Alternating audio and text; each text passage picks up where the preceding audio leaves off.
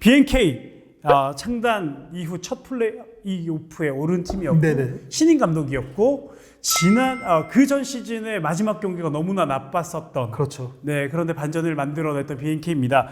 자 BNK에 대해서 좀 요약을 좀 해주시죠. 근데 말씀하신 대로 일단 시작은 참담했어요. 공격적인 비시즌 행보에도 불구하고 2라운드까지 10경기에서 단 1승 9패였거든요. 완전 근데 삼성생명과 완전히 반대의 모습이었죠. 그 이후 20경기에서 11승 9패를 하면서 삼성생명을 추월하고 12승 18패로 4위, 창단 후 첫 플레이오프 진출이자 전신인 KDB생명 시절 포함해도 2011-12 시즌 이후 10년 만에 플레이오프에 올라간 겁니다. 그렇게 감격적으로 플레이오프에 올라갔는데 하필이면 거기서 만난 게 통합 우승의 KB였고 그리고 정규리그에서 워낙 BNK가 KB를 괴롭히는 농구를 많이 했기 때문에 그래도 단기전에서 다르다. 그리고 KB가 코로나 여파가 있었고 박지수가 컨디션이 정상이 아니기 때문에 한 번은 흔들 수 있을 거다라는 기대를 했지만 네, 2경기 만에 접었습니다.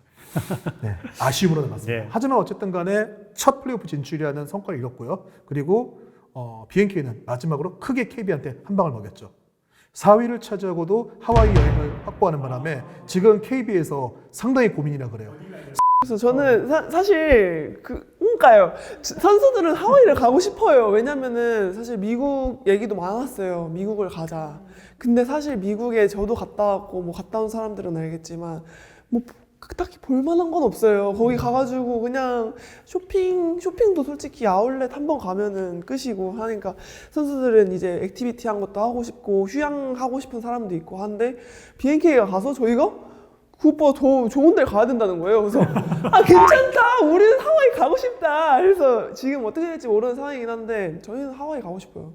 이게 저희가 우승해서 원래는 우승팀이 거의 하와이 가는 그거였잖아요. 근데 그 팀이 갔다 해서 저희가 안 간다. 그런 건 없어야 될 것 같아요. 자 그런데 이 BNK가 아까 말씀해 주신 것처럼 반전에 성공을 했다 그랬잖아요. 그런 이유는 좀 어디에 있을까요? 이건 김은혜 의원님께 좀 여쭤보고 싶습니다. 사실 저도 시즌 초만 해도 정말 지난 시즌 어떤 데자뷰가 이루어지는 게 아닌가 이런 생각이 들 만큼 너무 좀 어떤 선수들 어떤 경기 내용 이런 거를 떠나서 승수를 너무 못 쌓았어요. 그래서 사실 그 부분이 굉장히 아쉬웠었는데 그래도 이제 선수들이 정말 아까 제가 오프닝 정도에 얘기했던 게 소통으로 좀 단단해졌다 이런 생각이 들어요. 올 시즌에 박정호 감독님이 선수들과 굉장히 많은 소통을 통해서 또 한 번도 이렇게 화를 내는 거를 본 적이 없어요. 그러니까 네, 경기 중에 뭐 레이업도 못 넣는 경우도 정말 허다했고 정말 어이없는 반칙으로 상대에게 자유투를 내주는 경우도 허다했고 사실 좀 아쉬웠던 그러니까 선수로서 보기에도 이럴 때 왜 하지? 이런 상황들이 많이 있었음에도 불구하고 절대 화를 내지 않으세요. 네, 그냥 참으세요. 그래서 감독님이 결국에는 이렇게 참아주시고 기다려주시고 선수들이 성장할 때까지 지켜봐 주신 게 이게 한층 더 선수들의 믿음으로 보답이 된 팀이 아닌가 이런 생각도 들고 네. 역시나 또 김한별 선수가 이제 투입이 되면서 이 선수들을 이끌어주는 모습들이 눈에 띄었던 것 같아요. 그래서 선수들이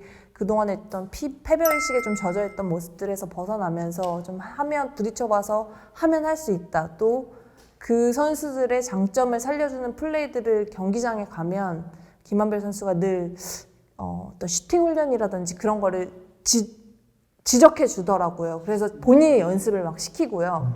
이런 모습들이 있었거든요. 정말 진정한 좀 리더로서의 모습을 보여주지 않았나 이렇게 생각이 들어요. 네, BNK 반전은 뭐 다른 실력보다 팀 안에서 소통과 박정호 감독이 기다려줌. 네, 이렇게 요약을 좀 해도 될 것 같습니다. 네. 이 박지수 선수에게는 또 가장 힘들었던 팀 중에 하나가 BNK였을 것 같아요. 물론 KB가 6전 전승을 했고 BNK 입장에서 6전 전패였는데 힘든 승부가 많았잖아요. 그렇죠. 이제 플레이오프 2차전에서도 연장전까지 갔고 어땠을까요? 그러니까 저희가 볼 때는 부담스러워 보였거든요. 박지수 선수는 어땠습니까? BNK가. 저요? 별로. 우는 거 봐. 아유. 사실 질문은 이렇게 잡혀있는데 이미 아까 앞에서 2게임 만에 끝날 팀이라고 얘기를 누구든 상관없었다. 그러니까요. 네, 누구는 상관없었긴 했지만 네. 저는 사실 뭐 BNK에 좋은 선수들 많고 이제 진한 언니가 성장을 정말 많이 하면서 조금 버거워진 것 같긴 해요. 근데 뭐 제가 BNK가 어렵다 이런 것보다는 전 부산체육관이 어려워요.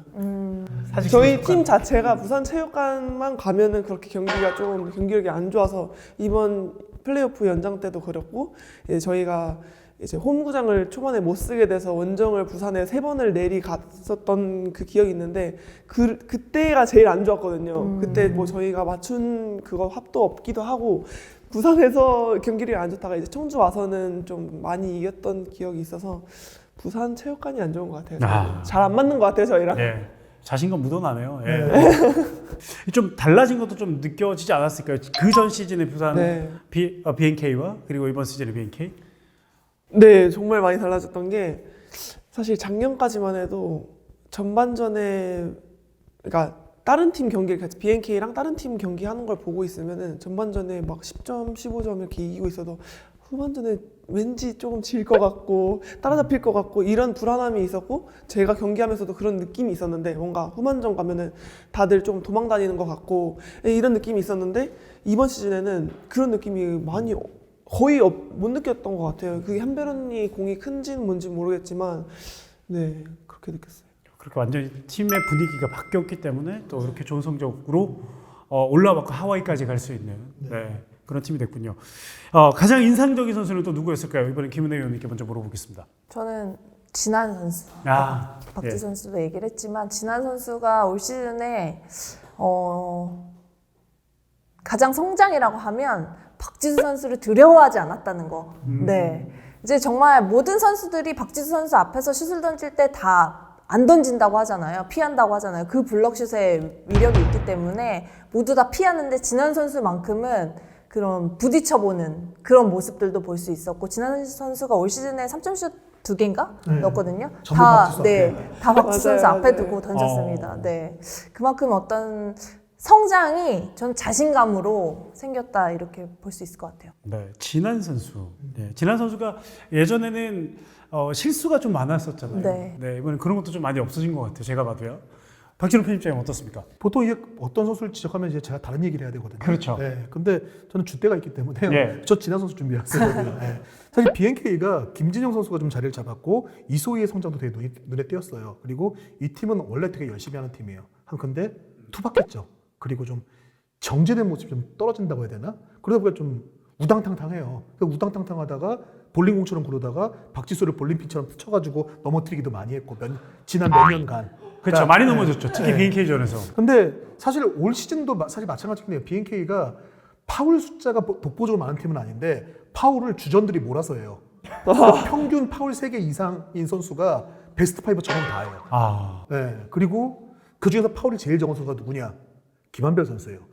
약간은 와닿지가 않죠. 네. 그리고 진한 선수는요.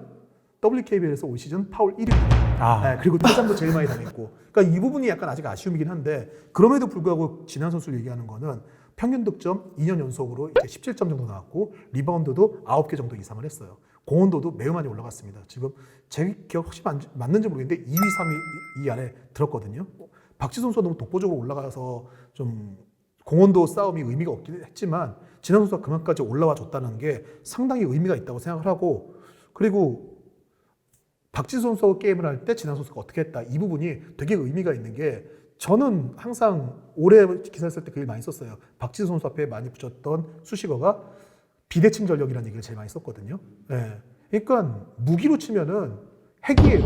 그럼요. 네, 방어할 수 있는 무기가 없는 조건이에요. 그러니까 어떻게든 대응을 매칭을 하겠는데 박지수에 대한 매칭은 안 나와요, 답이. 그러니까 정말 무서운 건데 그나마 그런 박지수한테 이제 그 전술핵이라고 할 수 있는 무기를 깔 수 있는 팀은 어디가 있을까라고 봤을 때 그게 결국은 김한별 선수, 김소니아 선수, 김정은 선수 이런 선수들이 그동안 언급이 됐는데 이제는 진한을 가장 먼저 얘기해야 되지 않을까라는 생각이 들었어요. 아마 그것 때문에 김한수 감독도 우리가 좀 한번 좀 힘들게 질 수 있는 팀 언급했을 때 제일 먼저 BNK를 얘기를 했었거든요. 예. 자, 아마 그것도 기대돼요. 만약에 다음 시즌 한 초반 1, 2라운드쯤에 게임하다가 지수 선수가 진한 선수한테 좀 밀린다라고 하면은 그 김한수 감독 되게 그 승복 있잖아요. 그럼요. 작전 타임 하다가 지수야 너 안 돼 진한이한테? 이 얘기 한 번 하지 않을까. 그러면 박지수 선수 한번 나오지 않을까. 예. 네. 살짝 기대해 봅니다. 그 정도로 지금 진한 선수의 상승세 그리고 네. 성장세를 느낄 수 있었던 BNK의 인상적인 선수였고 시즌이었습니다. 박지수 선수가 느끼기에는 어떤 선수가 인상적이었는지 여쭤보기 전에 진한 선수 얘기 드렸잖아요. 네. 박지수가 느끼는 진한 어땠습니까? 네, 앞서 얘기해 주신 것처럼 저도 똑같이 느끼고 이제 학교 때 뭐 많이 부딪히고 했다고 하는데 그때 그리고 작년까지만 해도 언니가 저를 조금 피한다는 느낌을 제가 하면서 이제 매치가 저잖아요. 많이 느꼈었어요. 그리고 한번 학교 때는 그런 얘기 한 적도 있고요. 난 너랑 하는 거 너무 싫다고 시합하는 거 너무 싫다고 약간 이런 말 한 적도 있고 해서 제가 오히려 자신감이 엄청 많았던 것 같은데 이제 올해 들으면서 이게 좀 바뀐 것 같아요. 저랑 언니의 입장이 조금 바뀐 게 언니가 제 앞에서 좋은 모습을 보이고 하니까 물론 저도 이제 지는 걸 너무 싫어하는 성격이라 자존심이 조금 상하고 막 더 이기고 싶고 더 내 앞에서 아무것도 못하게 하고 싶고 하지만 정말 인정할 수밖에 없었어요. 너무 잘해서 제 앞에서 너무 잘하고 이게 이제 앞으로 진짜 어떻게 더 막아야 되지? 어떻게 해야 되지? 약간 이렇게 생각이 들 만큼 언니가 너무 잘해가지고 인정해야 될 것 같아요. 앞으로 조금 자존심 싸움이 되지 않을까. 그러나 방금 한 얘기 중에서 가장 핵심은 그거였죠. 내 앞에서 아무것도 못하게 하고 싶고 그렇죠. 이거였죠. 네. 그렇죠. 근데 그러니까요. 그런데 이제 앞으로 힘들 것 같다. 네. 그러면 혹시 BNK에서 인상적이었던 선수가 네. 역시 진한인가요? 아니면 다른 선수가 있나요? 저는 이소희 선수 네. 뽑을게요.